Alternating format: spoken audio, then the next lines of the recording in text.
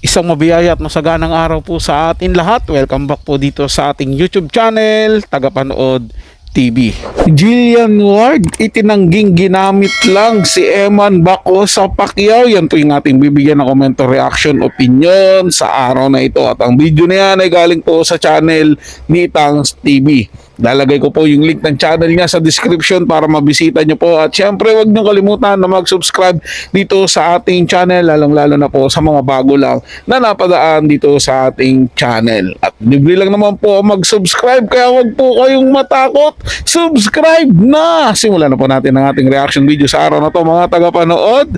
Let's do this! Usap-usapan ngayon sa social media ang bagong TikTok video ni Jillian Ward at Eman Bacosa matapos itong umani ng iba't ibang reaksyon mula sa netizens.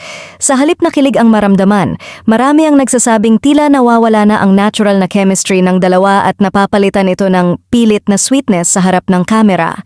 Sa naturang video, makikita ang dalawa na tila nagtatangkang magpakilig sa kanilang mga fans sa pamamagitan ng sweet gestures at body language na dati nang kinagigiliwan ng kanilang followers.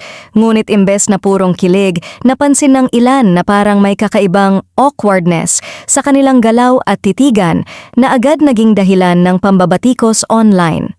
Ayon sa ilang komento, hindi na raw ito katulad ng dati na effortless ang kanilang interaction at halatang may sinusubukang patunayan ang dalawa.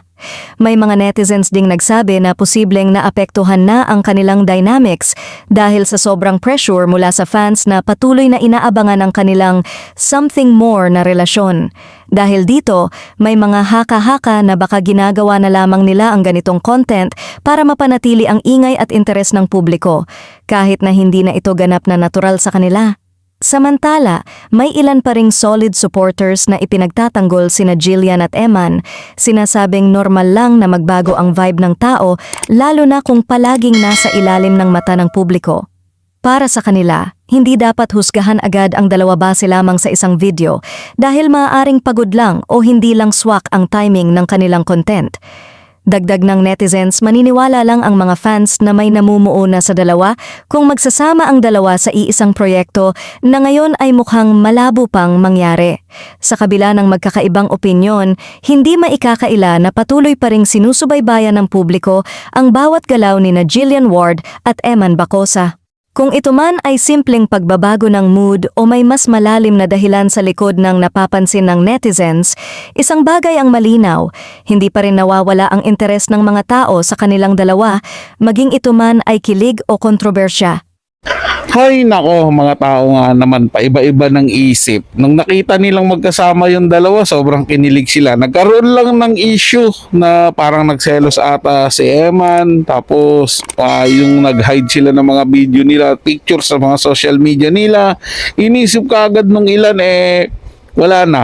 And na yung Jillian at Eman Bacosa. Tapos ngayon gumawa ulit sila ng video, sasabihin wala na yung dating kilig. Kasi yun ang pumapasok sa isip nyo. Diba yun ang nakikita nyo at yun ang gusto nyong paniwalaan.